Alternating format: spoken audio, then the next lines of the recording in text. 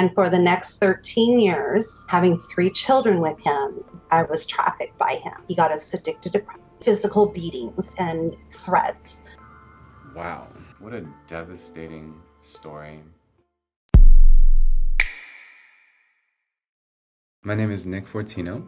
I am a psychology professor. I have a PhD in psychology, and I work at a community college. I teach various psychology classes, and I work with the incarcerated population. I get to work in a jail. My primary interest is in how people change, how people transform. On a personal level, I'm a psychologist, I'm a daddy and a husband, I'm a sports lover, and I love doing things exactly like this, getting to think about people.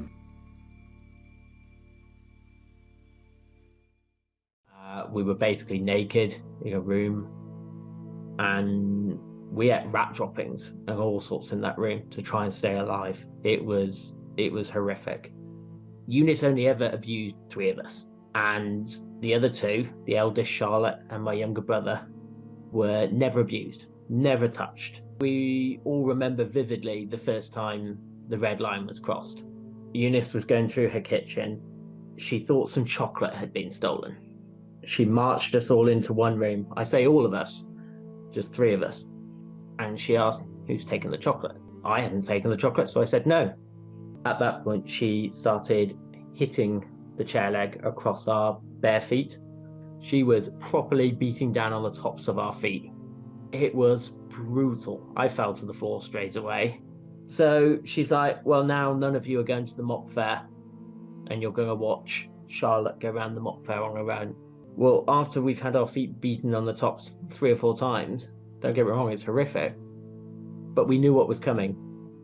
So she had to up the ante each time. Once the red line had been crossed, things took quite a detrimental turn. It sounds absolutely horrific, and I'm nervous to hear what details are about to come next, if that was just the beginning of an escalating abuse situation. So my foster mother was called Unis Spry. She had grown up in Gloucestershire with a strict Jehovah's Witness family. Unis Spry took that to a slightly more extreme level. In her view, because of our behaviour, we were the devil's offspring. So when we moved to the farmhouse, we literally saw no one for weeks. The only time we would see people were if we were traveling somewhere in the car. We had no friends, and then we would be heavily monitored. We got beaten. Once we got to the farmhouse, we'd get beaten daily. I mean, I think every abuser has to do this, at least to some degree. But when you have this situation where it's a supposed caregiver who has custody of children, I mean, there's no limit to the degree to which they can isolate. Granted, in a foster system, there should be social workers checking in and tracking what's happening. So I'm curious to know, where was that? Where was the involvement of the state? And so to me, this woman strikes me as, downright delusional, to think that a set of children are somehow the devil's offspring and deserve punishment like this. That's delusional, along with what is obviously extreme emotional dysregulation, with what is also clearly thirst for power. The one day Unis was using a offcut of wood from where we were restoring the farmhouse. There were offcuts everywhere, and it had a nail in it. She whipped it across the front of my leg, and the nail pierced my kneecap and went into my kneecap and got stuck. So at that point, Unis tried to pull it out, but that was horrific, and I blacked out at that point. Unis is basically slapping me to get me to come to compos mentis, a bit more awake, and she's like, you fell off your bike. And then we performed. The police came around. We were taught a set of lies we had to speak. What I didn't know is Unis was still quite heavily abusing Victoria, like beating her in her wheelchair and stuff. A few of the Jehovah's Witnesses hatch a plan to basically kidnap Victoria and put her in a safe location. 2 days later, the police decide to arrest Unis Spry, and I get a knock on the door. This is 5 a.m. This is really early. I open the door, and there's a police officer. "You've got to come with me. Your mother's being arrested." That was the start of our freedom. We had a van's worth of evidence arrive at court, and she still denied everything. The judge said it was the worst case of child abuse he'd ever seen in this country. I have a lot of initial feelings, that's for sure. I'm very glad to hear, of course, that justice was served and he was essentially saved. But what a devastating story. So the first thing worth saying is that I feel such compassion for this man and for his foster siblings. I think what happens in child abuse and child neglect situations, especially when they become extreme like this, is it's just a shattering of our capacity to attach, of our trust in others, of our fundamental trust that life is safe and that I'm going to be able to be okay. I know I only watched this man speak for 7 minutes, but the fact that he's here to talk about it and capable of talking about it shows me what a strong individual he is. You know, clearly this person has this complex, this thirst for power, and was exercising that power on, you know, the most vulnerable people. And so it's possible to kind of make sense of her behavior when you analyze her delusional belief system. She is not absolved from moral responsibility, and I hope that she's still serving her time, because still, even if a person is delusional, I think they're accountable for harming children.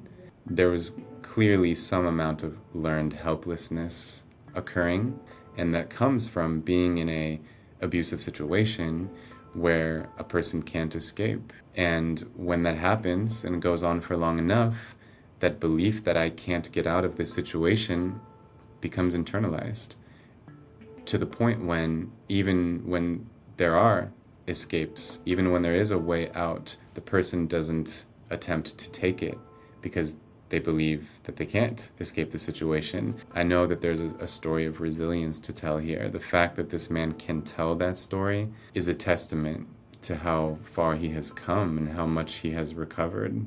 The threat that the abuse would be amped up if you were to tell, the gaslighting that is inherent in that, you fell off your bike.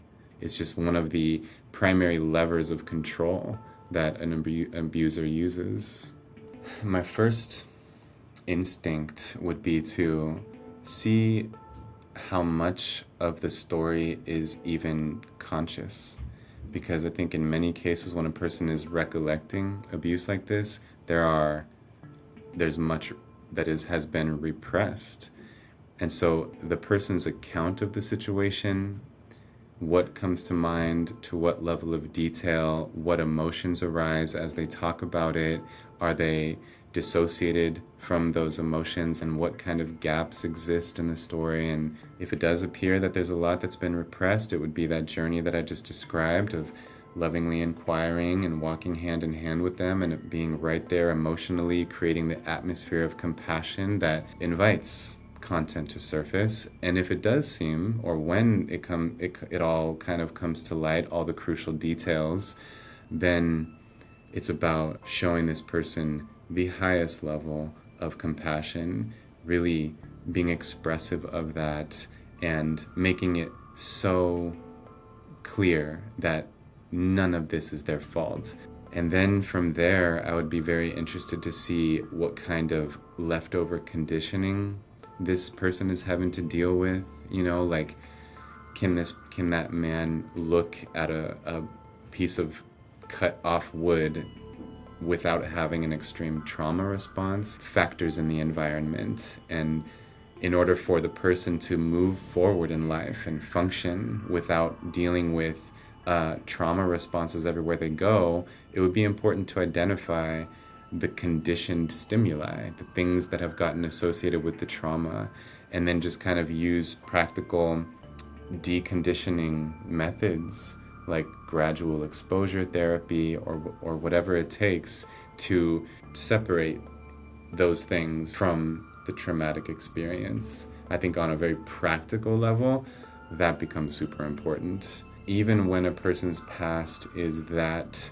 profoundly traumatic, I think it's extremely important to have a bright future to look forward to. So I think anyone who can relate to the story would benefit from seeing a therapist, because it's a special relationship that gives you this container to process that is really unlike any other context we find.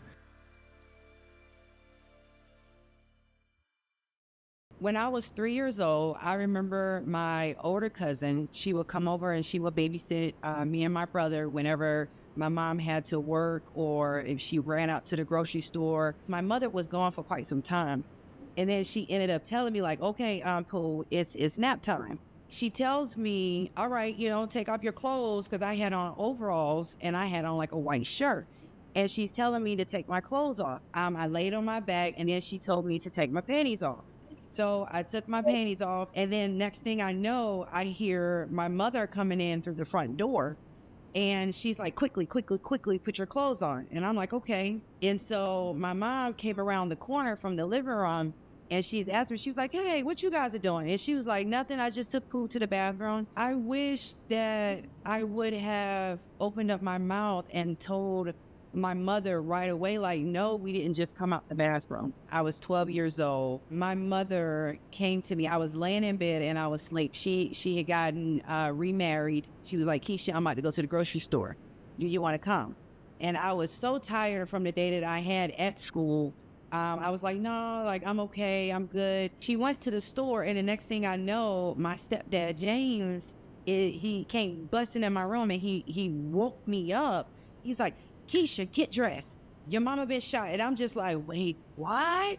And so got dressed as quickly as possible. My older brother, we both hop into the truck, and we get to the supermarket. And as we pulling up, we see all the police lights, and we walk up. I hear a lady hollering. I didn't know where she had got shot at. It was like the whole time she was screaming, screaming, screaming. Again, at least about 30, 40 feet away, you can hear a woman hollering. You can just hear her at the top of her lungs screaming. And then when they moved her onto the stretcher, like, it was just silent. And I'm just like, oh my gosh, did she die? We go to the hospital, and again, it's complete silence. And we walk up to the information desk, and she ends up telling us that my mom is in surgery. After the whole suicidal attempt that she had at the age of 14, my mother starts dating somebody else, and she ends up remarrying him. She ends up marrying him. They had arguments and stuff before, and I would separate them. And this particular day, he ends up hitting her. That's when I get in and I end up getting hit. And it was plenty of times again where after this point, after I got hit, she said he wasn't coming back, and he ends up being in a house the next day. When I was 16 years old, I gave my mom an ultimatum, and I told her it's either him or me, and she chose him.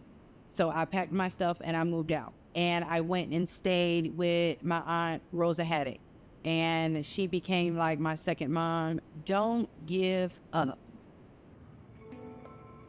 It's just so sad and so profoundly unacceptable that people would do that to a vulnerable child. And it's just like the innocence of that 3-year-old version of Kesha was on display. Like, oh, okay, you want me to take my clothes off? Okay. I don't know why, but I trust you. And honestly, one of the things that comes to my mind right now is, I guess it was pretty fortunate timing that the mom came home when she did, because that was probably about to escalate. And it escalated way too far already. That already is traumatizing. This is very emotionally complex. And I felt like I was on an emotional roller coaster, as I was listening. And one of the things that really stands out to me is, of course, how terrifying that must have been when she was wondering whether her mom was going to survive. And It really stands out to me the way she was emphasizing how she was saying to her mom, I need you. I need you. And then when that feeling of I need you is just as strong, to feel like you were abandoned or that your mom chose someone over you, that had to have just been so crushing. And I wonder what the status of Kesha's and her mom's relationship is now that she's an adult. I'm very curious. There's often heroes in stories like this, and it sounds like her aunt was a hero in this situation. I'm really glad that the story took that turn at the end, and how crucial those people are when the immediate family has become toxic in some way. That's so heartening.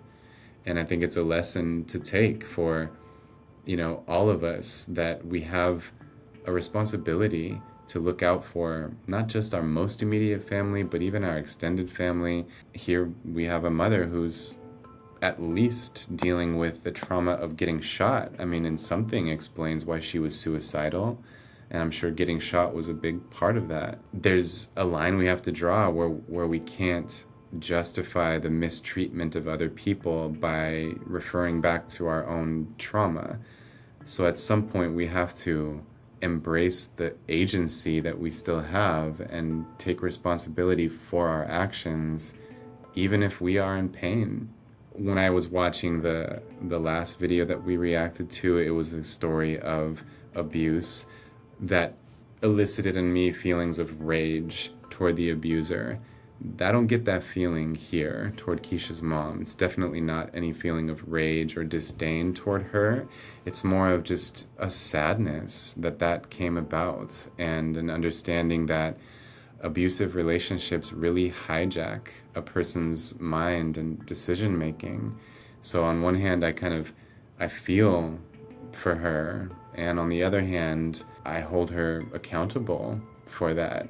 Regarding Kesha, I'm very inspired by her, and that takes a lot of strength. The most important thing to do is differentiate yourself from that person, establish this sense of individuality, and if a line of communication is going to remain open, there's just very set boundaries in place. And who knows, Kesha seems like a relatively young woman. Maybe her mom, maybe there will be some sort of reconciliation or rekindling of that relationship, but I would support any decision that Kesha kind of decided to make regarding that. Maybe I'll read one or more of Kesha's books, because I'm sure she's got special insight into exactly how to overcome and how to be helpful for people who are going through similar experiences.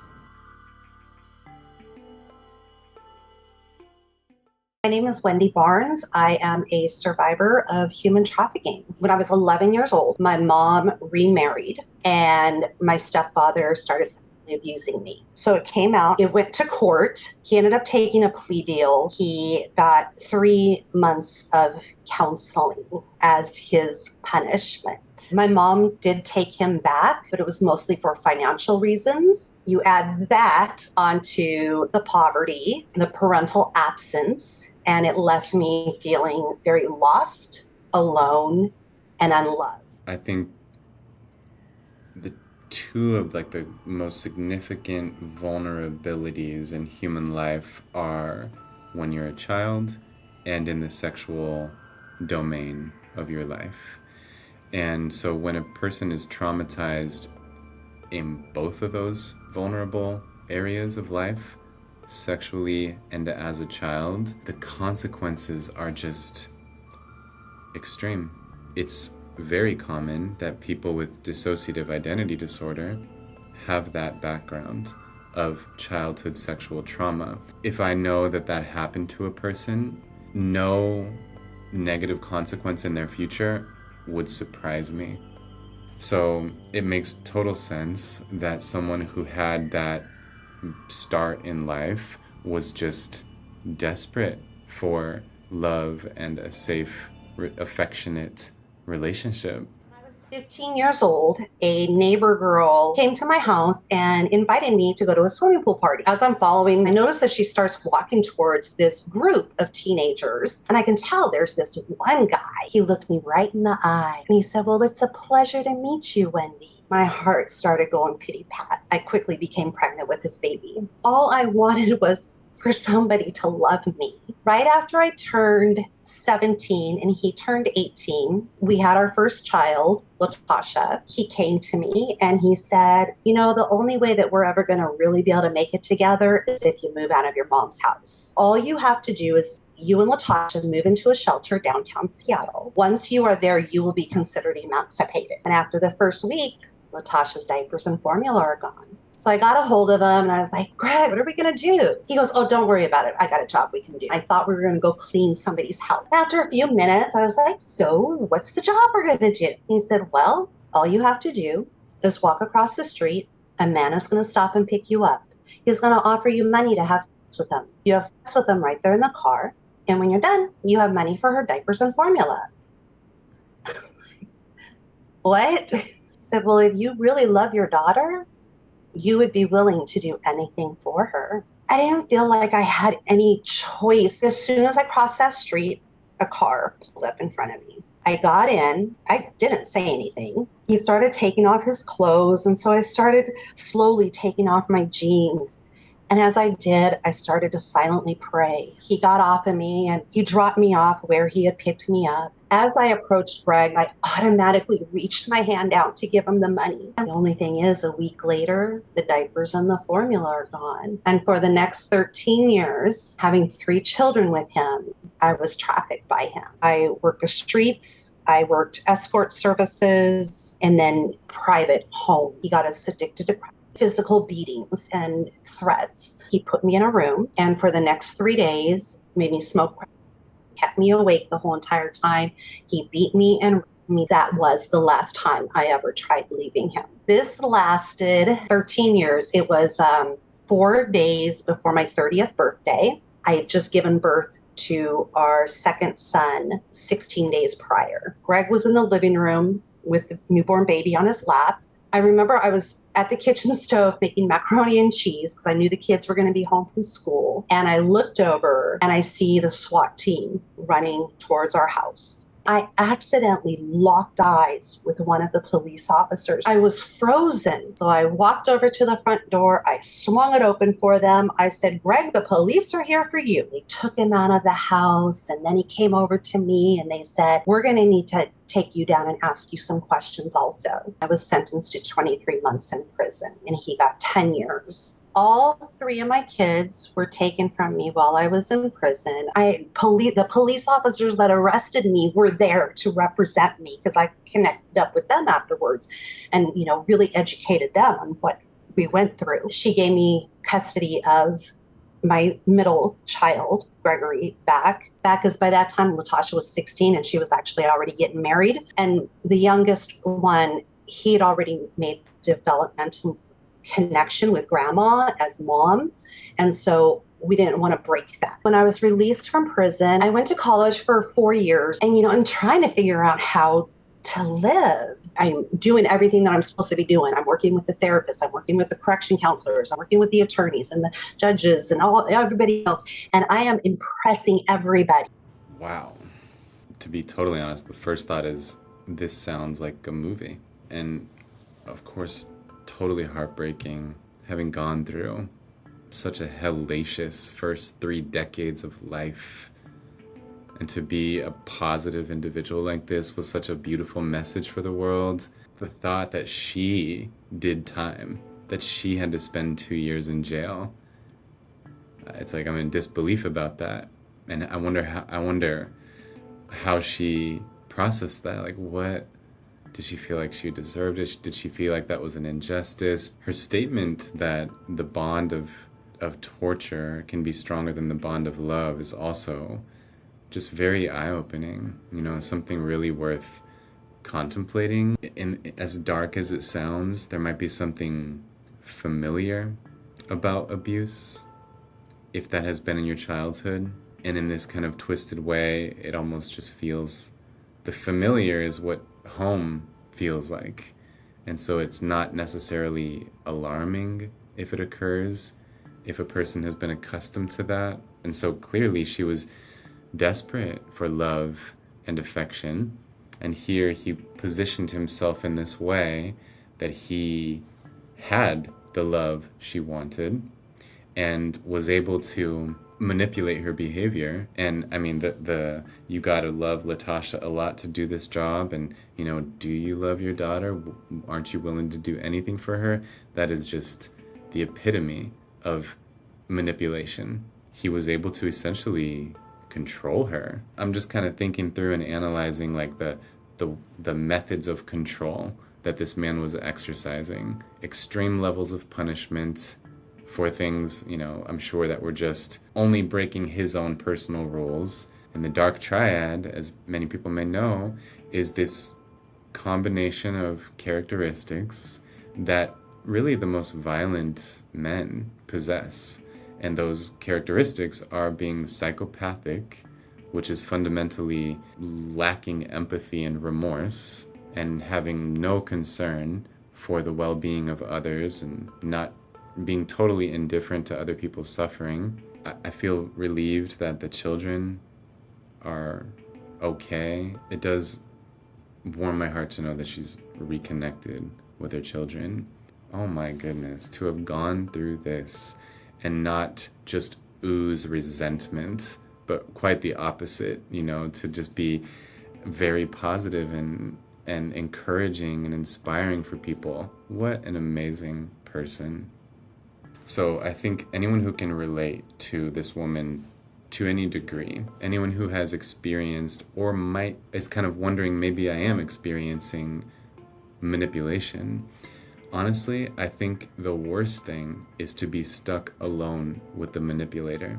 And so I think that would be the main thing I would recommend. Make sure you have other people around to hold a mirror up to your relationship dynamic with this individual, and frankly, to keep this individual in check. Bringing other people in, letting them perceive what's going on, in itself may extinguish some of the manipulative tendencies, because again, there's something intimidating to a manipulator to have the presence of others watching what I'm doing. I would just comment and say, like, I really respect this project. I really commend you for doing this. I hope that I came across as loving and insightful, because that's what I hope to be.